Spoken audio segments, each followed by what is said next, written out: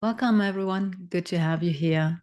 I'd like to create some videos talking about trauma because I feel that very often it's misunderstood. And it's actually quite important to shine the light on what trauma actually is. So, within this first video, I'm talking about exactly that. So, what is trauma? It's very difficult to see it from the outside, and it's very difficult to judge what is traumatizing from the outside because it very much depends on the internal state of someone as well. So maybe if someone has high resilience, something that we would consider traumatic might not impact them as much as we would have been shaken, maybe. And someone who has only a little bit of resilience, or maybe even none, might find something very traumatic, which someone else would easily be able to deal with. So, trauma in itself, what is it? So, if you look at it, it's mainly an overwhelm of the own system. So, if something is happening and we feel disempowered and helpless and don't know how to deal with the situation, this is usually what we consider as traumatic. And trauma in itself usually leaves an imprint on the body and leaves an imprint on the nervous system. And very often, when trauma happens, the events are stored within the brain as fragmented parts. Very often, we don't have access to the whole scene as we would recall some other memories, like as if it were a video, maybe, but we see images popping up, which are causing some kind of emotional response very often inside. Or if we are completely disconnected from it, then maybe we just see the images and our body just shuts down. So that's another aspect of trauma. Usually, when we experience trauma, we are retracting ourselves from within our bodies. So we are sort of moving out a bit from our body.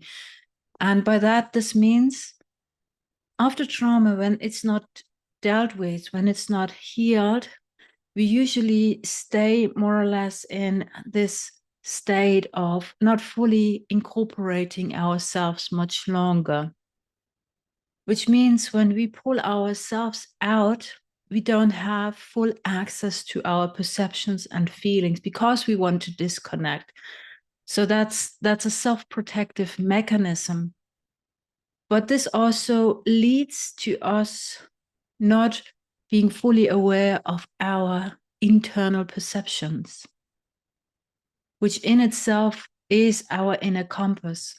So, our inner perceptions, our feelings are our compass to navigate the world. If we disconnect from that, we very often feel very groundless. We feel disoriented sometimes, and we don't know how to interpret the world. From this dissociated state, also, it's also very difficult for us to analyze outside information, to analyze how it's going to impact us, because we went into this protective mode, and by that it's also dissociation from the environment. So when we are in a dissociated state, because we don't feel safe within our own bodies any longer, it's very difficult for us to read the environment. But the good thing is that we absolutely can heal trauma. And it might be in a multi-layered way. So we need to address the body, the nervous system, the mental space, and the emotional space, all of them, in order to fully heal.